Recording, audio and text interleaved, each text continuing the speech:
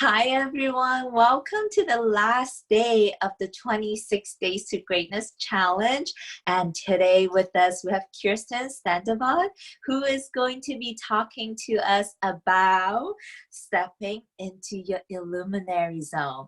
And we will really dive in and explain what that means in just a second. But Kirsten is all the way in Copenhagen, in Denmark, and she is a creative and intuitive, visionary and solution-oriented person who is dedicated to leadership, and she helps leaders, entrepreneurs, people just like us on how to step into a mindset that drives success and influence in the 21st century.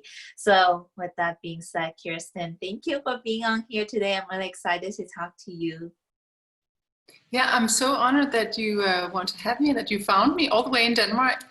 So it's wonderful that the world is becoming this global village where we hear perspectives from all over the world. So thank you so much for having me.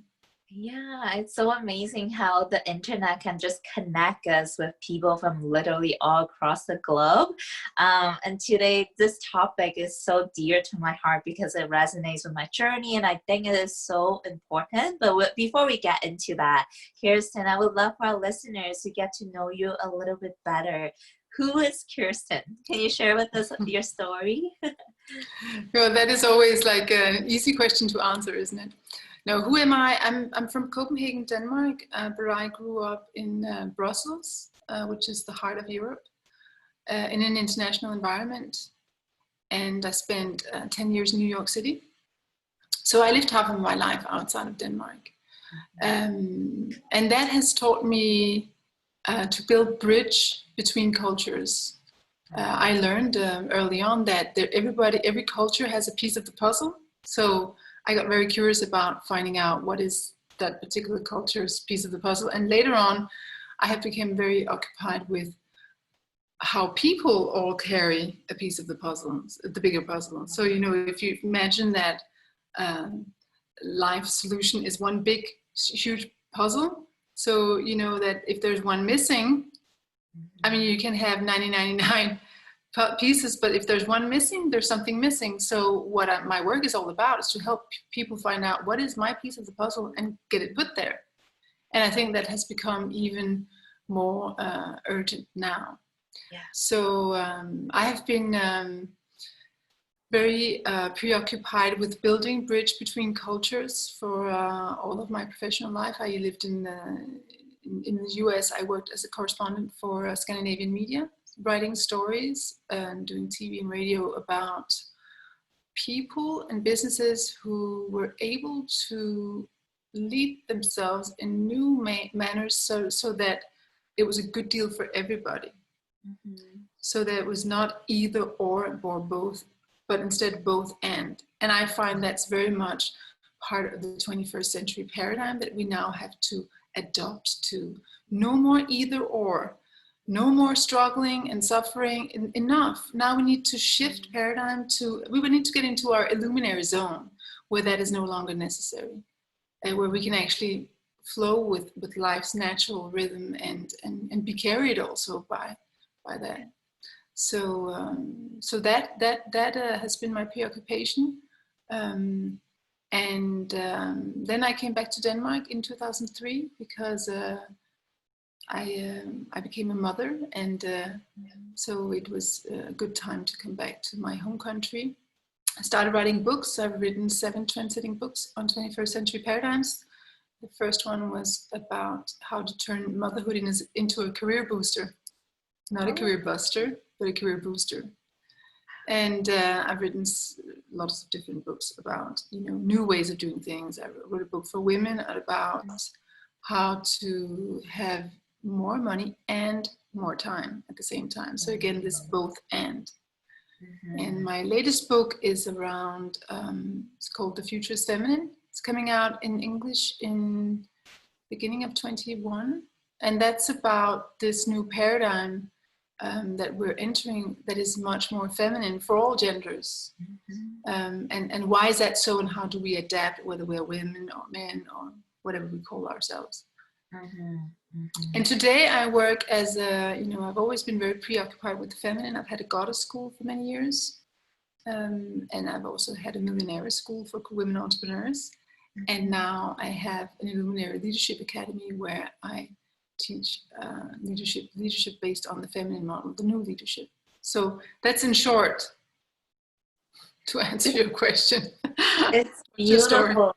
Yeah, and thank you for sharing that, Kirsten. I just already have so many questions that I would love to ask you. But before we do that, we talked about this right before we went on camera. You say you are a Nordic Awakener. What was that again? Yeah, it was because you were so kind to ask, what is your title? And I said to you, I call myself Nordic Awakener of a more feminine future and Illuminary leadership evolver. And those words are quite precisely chosen because, and that's the great thing about being an entrepreneur. And the great thing about the new era is that we don't have to wait for people to give us a job title. We can invent our own. So, from time to time I promote myself, and this is my latest promotion into this title. And what it's about is that I do have Nordic roots. And I stress that because I think that's one of my pieces to the bigger puzzle, is that I come from the north, and that gives me a different perspective. Scandinavian countries have they're far from perfect, but they're quite far ahead in balancing the masculine and the feminine. So we do have some experiences we can talk from this part of the world that might contribute to other parts of the world. So Nordic is and actually I think it's very fascinating. I don't know if this is true, but apparently Nostradamus, like one of the philosophers of the Middle Ages, who was not only a philosopher, he was actually a seer. He was like a clairvoyant, and apparently he has said the world will be saved by the light from the north. And I am curious about that. So I've been, I've made it one of my purposes to find out what is that light from the north and how can we contribute to the world with that.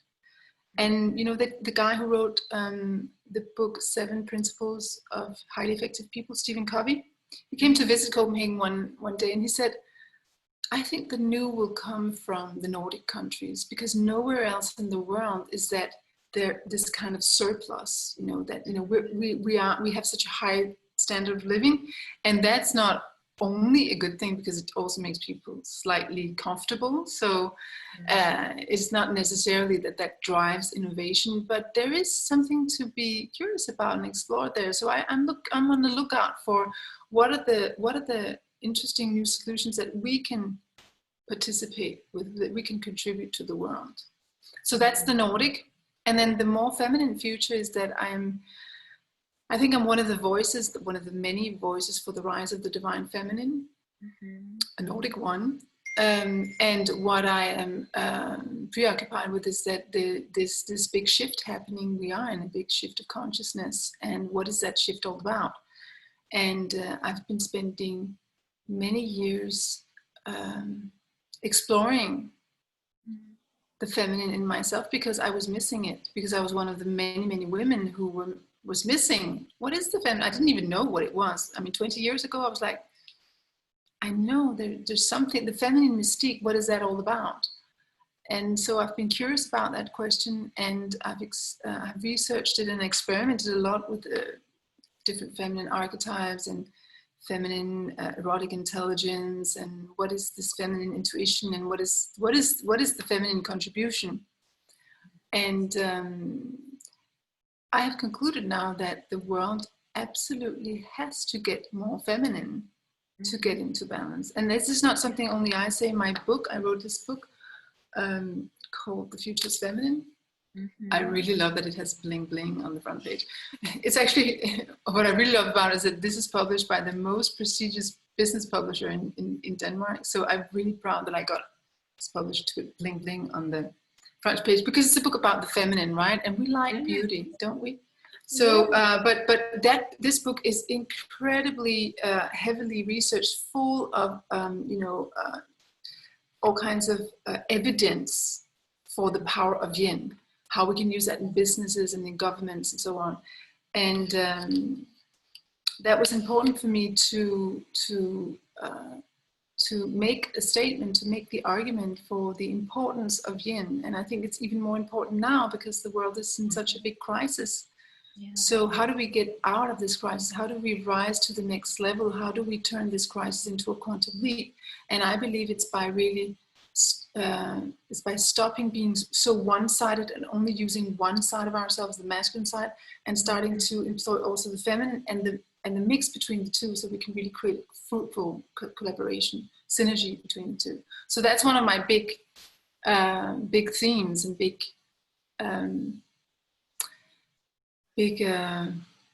messages or reminders. And there are many of us saying that now, but I find it fascinating that if we go back to the indigenous cultures like Hopi culture and other cultures have actually foreseen that at a certain point, and that point is now, the poles will be shifting from a very masculine yang dominated pole to a more feminine one.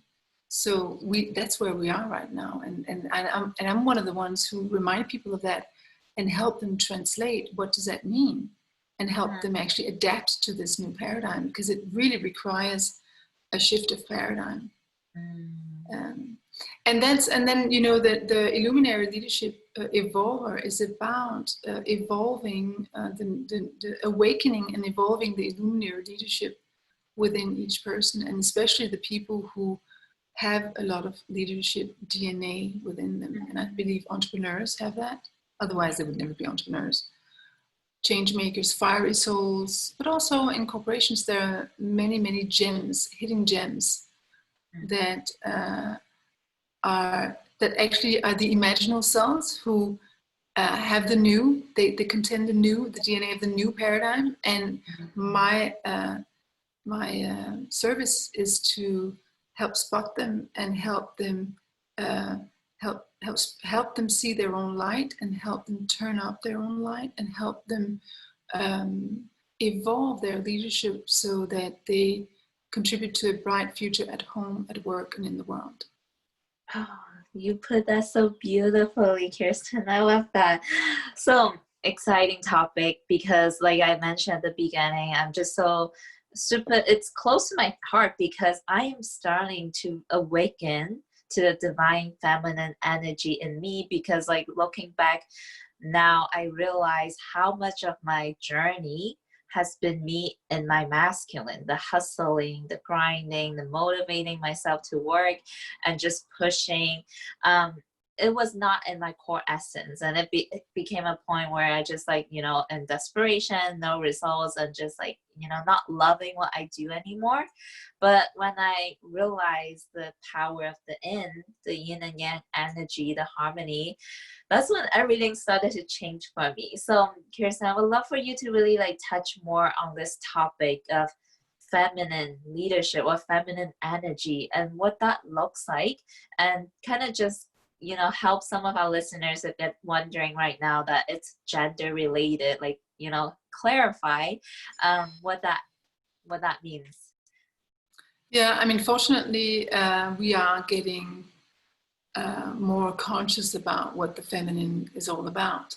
Yeah. Many people, I would say, mainstream awareness, in mainstream awareness, we still associate the feminine with women and the masculine with men. Yeah. And that's what we need to evolve, that mindset, because it's actually false, because the yin and the yang, masculine and feminine, are just the two foundational essences that everything in the world consists of. It's what we all everything living, everything is created out of those two essences. You cannot get life without a mix of the two. So it's just our foundation, and that is why it's actually very, very fascinating that this is not something that is completely understood by everyone. Because if we understood that principle, how could we create such an unbalanced world? Mm-hmm. What we have done is we have systematically said for many, many, many years, and especially in the 20th century, we have said, well, the yang energy, which is the outward going energy, like the ray of the sun, the outward going energy. Yeah.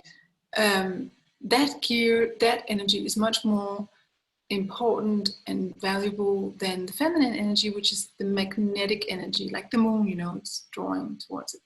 So that's the difference between those essences of outward going and the magnetic energy. And we have, for as long as any of us can remember, we have, as a society, as a culture, as a global culture, valued the masculine energy more than the feminine. And then we have also associated the masculine with men and the feminine with women. So we have also made this little interesting little, you could say, short circuit, that we have thought that men are better than women. And that has caused so much trouble, so much imbalance, and so much violation of the natural law of creation. So that is what we urgently, urgently, urgently need to wake up to now. And that's why the rise of the divine feminine is about so much more than women. It's about so much more than the women, but it's really important that women understand this, because if we don't understand the feminine, who is supposed to do that? Who's supposed to be the front runner of this? I mean, we can't expect men to be super interested in discovering what the feminine is. We have to be interested as well, and we have to do this inner job of finding our inner feminine, awaken it, cultivate it, strengthen it, and honor it. And when we honor the divine feminine, it's much easier for our surroundings to do so. And we have to stand up for the divine feminine. And that includes saying no and saying stop to everything that does not honor the divine feminine, that does not honor Mother Nature, that does not honor our connection to the whole. And that is what I think urgently needs to happen now. And I think the Corona crisis is an opportunity like never before. It's a huge disruption. It's like a huge crack, huge opening. And we really have to use this opening to create that paradigm shift, because it might be our last chance. This is so powerful. I listened to this from a podcast a while back, and with the whole like feminist movement that happened in like America was not actually a true feminist movement or whatever they called it, because like it was still coming from a very masculine energy, like even though they encouraged the woman to take back the power, but it's a very like aggressive, it's like kind of a feminine movement, but in disguise under the masculine energy. So I would love for you to shine light and perspective on like, what does it look like for us to be connected and to honor and to cultivate that divine feminine energy in us? How do we do that? What does it look like? I want to acknowledge the people who've gone before us, because we were not able to see what we can see today without the feminist movement paving the way and also showing us its limitations. So it was impossible for us to see, because we came from such a separation between men and women, and such a separation between the masculine and the feminine, that we had to go through that stage of women saying we can also employ our masculine, and men saying we can also employ our feminine. So that movement that happened from 68 has been incredibly important. We stand on the shoulders of all those pioneers. So first I want to acknowledge that. And absolutely there's no reason to make them wrong, but there's so much to be learned from what happened. Because I think that the big difference is that the pioneers of change from that era came from battle, fighting, being resisting, being in a it's like who wins, who's better than. And I think what we understand now is that if we battle, everyone is a loser. This is not about who's better than. It's about collaboration, co-creation. It's about that beautiful, fruitful synergy, and that amazing, interesting, sensual, exciting, creative dynamic we can create between the poles. That's what it's all about. It's not about one being better than the other. It's actually about honoring all parts of ourselves.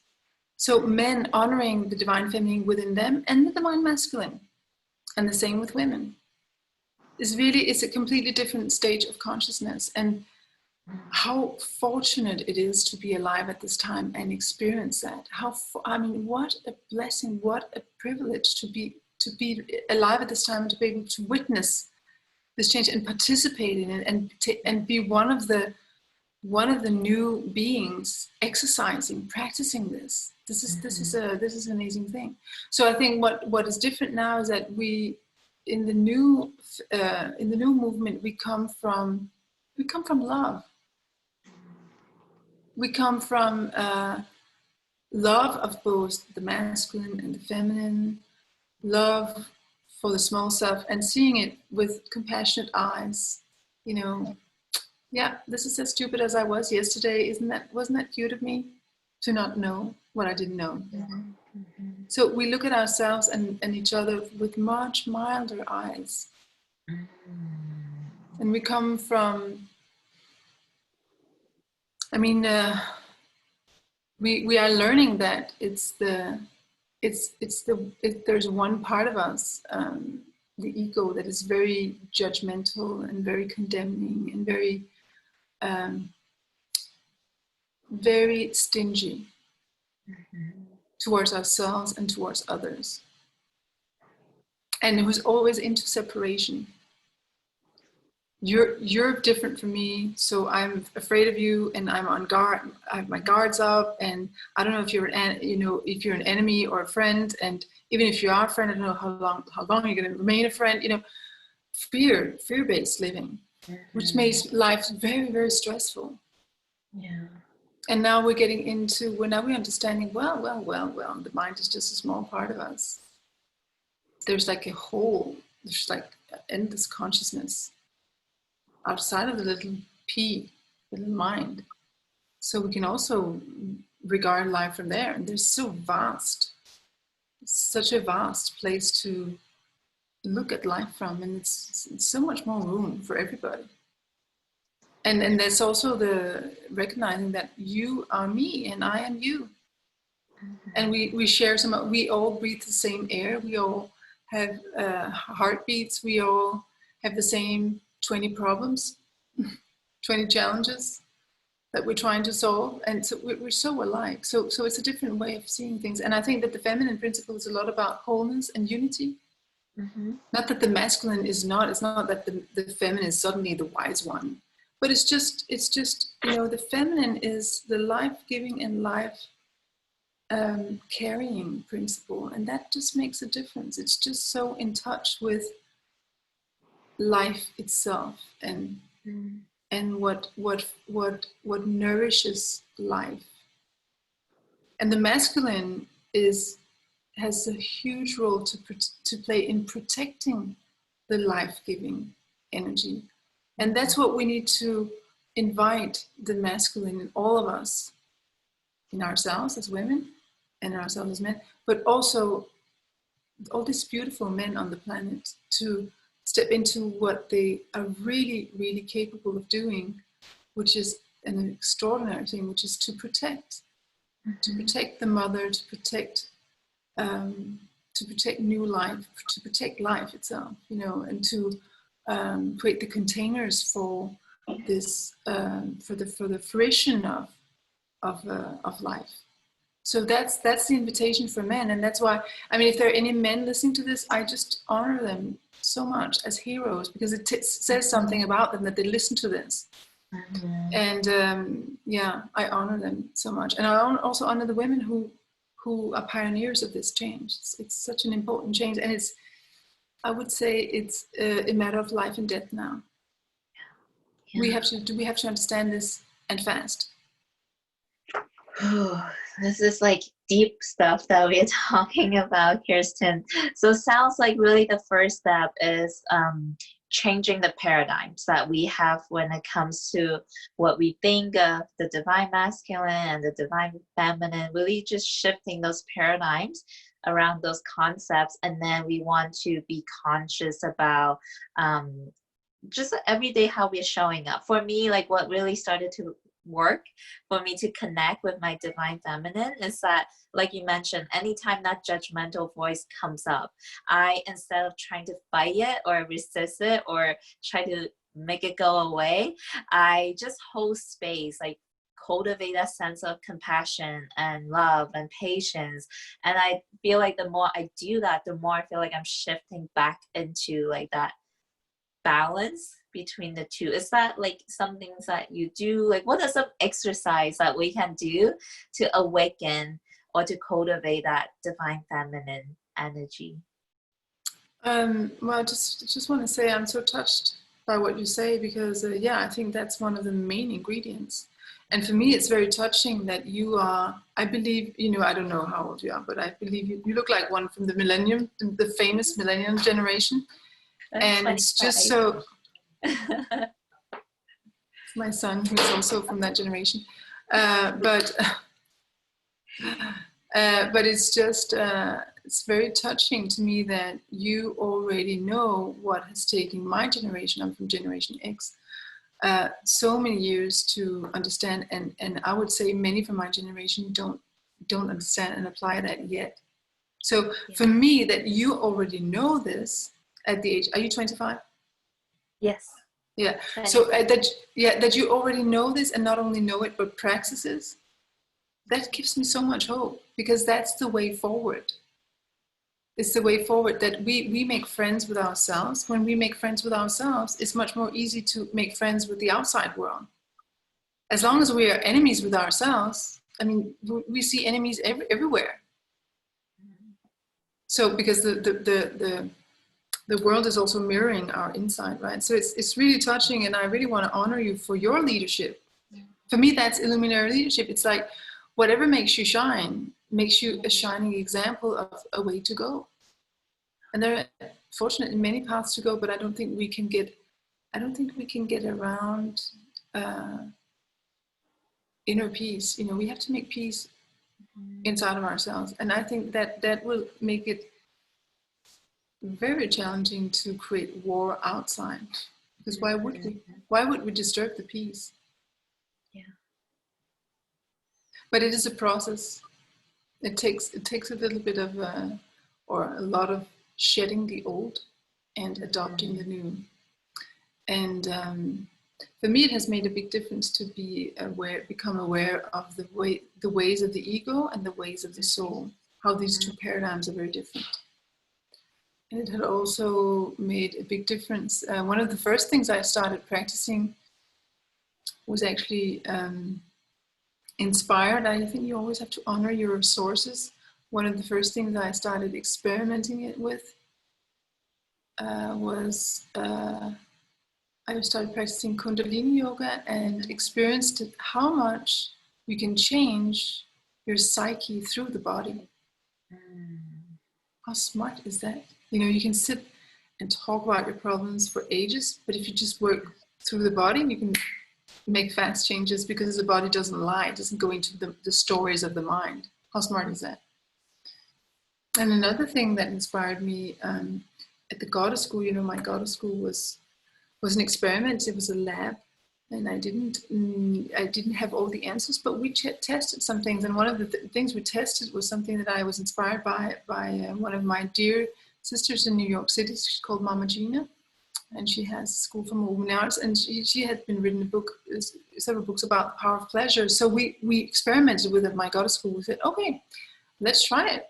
Let's put pleasure before duty and see what happens. Let's switch things around. And one of the things we discovered was, wow, that creates a fruitful ground for blossoming. And there are many kinds of pleasures. So there's many kinds of pleasures. You know, you can be you can use pleasure as a way of distracting yourself from your real purpose. So that's one way of using it. So you can use it. You can use pleasure in sort of self-abusive ways. But there's also this way of just really going with that smell of the flower. You know, just allowing what's beautiful and sensual and what feels good and what feels self-caring. Allowing that to lead the way. And that's, I really, really believe, makes us blossom. Why not enjoy this life? Joy.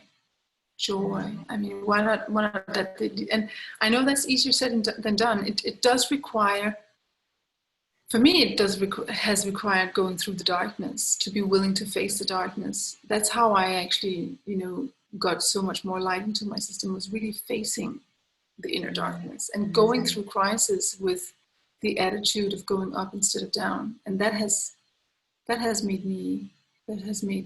given me access to so much more light. So that's also one of the ways to not be afraid of the darkness. Face it, confront it, allow in those dark nights of the soul, because they're very good teachers, and they're very good. There are portals to the next level of consciousness if you allow them to be. If you don't resist. You know, Kirsten, I'm so glad you're bringing this up, because as you're speaking, I'm just reflecting on my journey. These literally the past couple of weeks to, I would say, a span of 3 months, the past 3 months, massive transitioning have been happening in my life and transformations. And this is exactly what I did. I faced my inner darkness with compassion, because I know for the longest time I was just like shoving it down. I knew that I had a lot of anger, a lot of pain and resentment towards my parents, because I grew up in a family, like I have a twin sister, and I always felt like my mom just like favored her over me. So it created a lot of pain in my heart. And then and I didn't understand why I was always so angry and so easily like irritated, until I really started to dive deep and to look at that pain, sit with it, embrace it. And then when that kind of just left me, I kind of opened up space energetically to let the more feminine side to reveal itself, because I didn't have to like always protect myself anymore from the pain, from the triggers. So like now it's all making sense, because the way that you explain that, wow. So yeah, and you know, I feel like, you know, and let's you know, let's do a little homage to your mother for doing that, because what a beautiful squeeze that squeezed you as out of, you know, out of your small self into your large self. What a beautiful gift. Think if she had not done that and you would have stayed in your small self. Oh, that's so beautiful. So I would say definitely like the first step really then is for us to not fight against the darkness. Like the darkness is also the yang, right? Yin and yang, to make the whole. In order to have, you know, and this is something that I came to realize too, in order to fully love and embrace myself, I need to be okay with the not perfect side of me. And I think it's hard for like highly ambitious people like myself. We always want everything to be perfect. We want things to be done right. But I think that's saying something deeper, that we're saying something is not okay and we're trying to fix it by replacing it with something outside of us. Do you see this in the people that you work with? Like when they're in their hypermasculine drive, like is that something is hurting in their heart? Yeah, I see that it's often we're often driven by what we think is other people's, what we think is the norm. It's like a norm coming from our conditioning. So it's not the real us, and that's the big problem. It's like a conditioned behavior. So and that it's like a shell that hides the diamond within. So what I do in my leadership training programs, I help people to shed those layers so that the inner diamond can shine. Because all that conditioning is not necessarily real. It's just, you know, what culture taught us, what our upbringing taught us, and our parents got their conditioning from their parents. So I mean, you can't even blame them, because they're just on autopilot too. Yeah. And every generation is trying to wake up a little bit more. And thank God, as we stand on the shoulders of many, many generations who have been more or less trapped in the conditioned mind. And now we have a possibility. Now we are living in an era of unprecedented awareness, that we're suddenly breaking out of our shells and seeing, wow, I don't have to be that conditioned person. But it's a process for most people. I mean, now that we talk about the bottom line, you know, that the diamond that comes out. I mean, for me, I think it is a process. It's not something, I mean, I'm sure that it will happen faster and faster for people. I see on my leadership trainings that it's extraordinary how fast people break out of their shells. It really, it goes faster and faster, but still, once you've done that, you have to find out what to do with that diamond. How should you know, and how do you keep it polished so you don't go back and so on. So it sounds simple, but it is something that has to be lived and embodied to really count. So you have to go through those processes. You have to go through your own darkness. You have to face your crisis. You have to be willing to choose also to turn crisis into a quantum leap. That is a choice. And many people choose to become victims instead. And many people choose to become martyrs. And many people choose to remain in the hamster wheel of stress and suffering and pain and violate themselves with medicine, you know, with medicine, drinking, addictions, So, I mean, we have to admit that most people are still in that paradigm. Yeah. But it's just so encouraging that more and more people are stepping out of that paradigm and choosing something else. And that's the illuminary zone, because when you're in that zone, when you do start to shine as when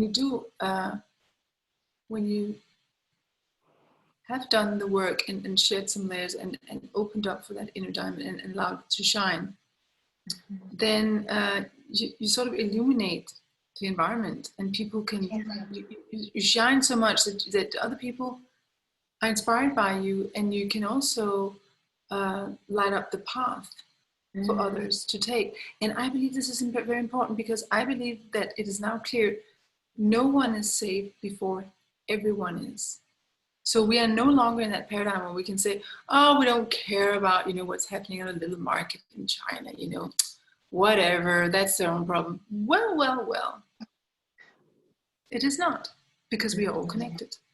Yeah. So their little problem is suddenly the whole world's humongous problem.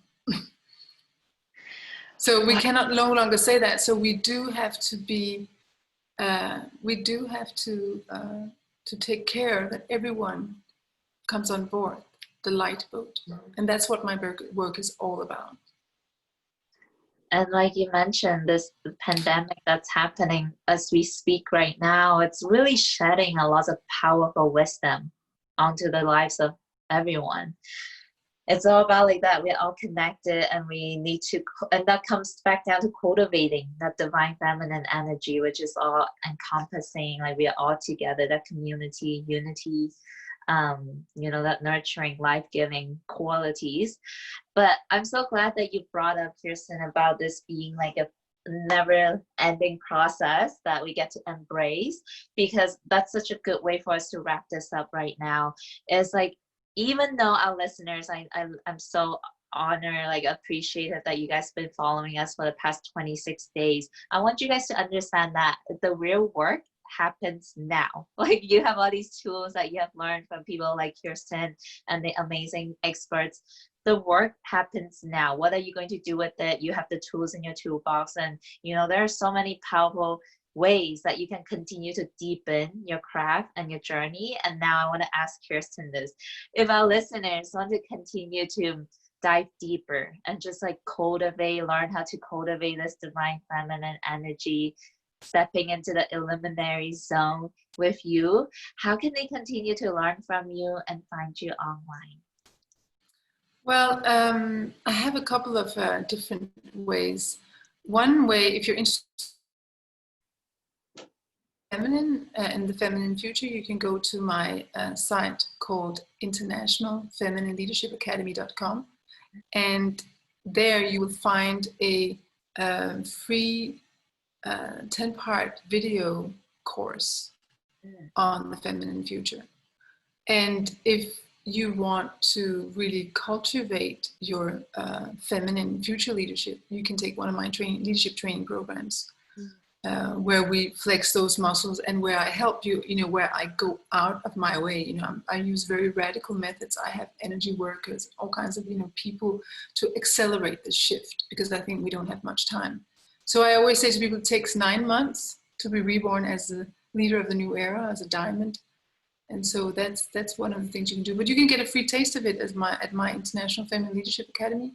And then I have also created another free series, and that is you can go to something called thecrisiswindow.com. And here I have assembled a lot of the tools that can be used to transform crisis into quantum leap. Because I think that this pandemic has, there's so many crises in life anyway, right? Divorce, trouble at work, stress, low self-esteem, depression, anorexia. There's like a zillion crises already. But now we have an added one, because we have a global crisis, and it's not only a pandemic, but now it's going to be a huge financial crisis. So how do you turn that into a quantum leap? So I created this thing called thecrisiswindow.com, and I've just assembled all the tools. I've been through very, very big crises myself. I had a 7-year-old son who died of cancer a couple of years ago, and that was like the biggest crisis of my life. So I pass on here the tools that I use to go up instead of down. And I think this could be relevant for people who are in a crisis right now, or just want to learn how they can take leadership from that crisis. And yeah, again, if you're interested in the leadership training, we can always talk about that. I give people free consultations if they consider it. But right now, I think what you're doing was a very important thing, because you're exposing your audience to very many different energies and voices, and that way they can sort of feel what they feel drawn to. And I believe that you're also a big role model to people. It's extraordinary that at your age you're already so wise. So I think that you have so much to give, not least to your own generation of people, and also older people. It's very refreshing to meet such a young, bright light. So what I'm saying is that it's beautiful that you give people so many opportunities to learn and to go further in their training, and that will give people the possibility to go with the frequency that they need at this point, and then maybe come back to another frequency later. Mm-hmm. Oh, Kirsten, I could not have put this together with amazing people like you, who are so generous with your time, your expertise, and your resources. So I want to say a big thank you from my heart to you. And it's funny, I always tell my people, like, even though I'm 25 in my physical body, like, I have the soul of a grandma, because that's how I feel. So everyone, thank you so much for joining us inside this 26 Days to Greatness Challenge. Stay on the lookout, because there are 10 bonus speakers that will be giving you guys more tools and skill sets. So be on the lookout for that. And Kirsten, to wrap this up, do you have any last words that you would love to share today? I would like to remind people that now is the time to go from victim to leader, and to become an illuminary leader that creates a bright future for all, at home, at work, and in the world. That is essential. We have to do it. It might be our very last chance. Yeah, absolutely. Such a beautiful way to end this. Thank you so much, everyone. And thank you, Kirsten, again. Bye. Thank you so much.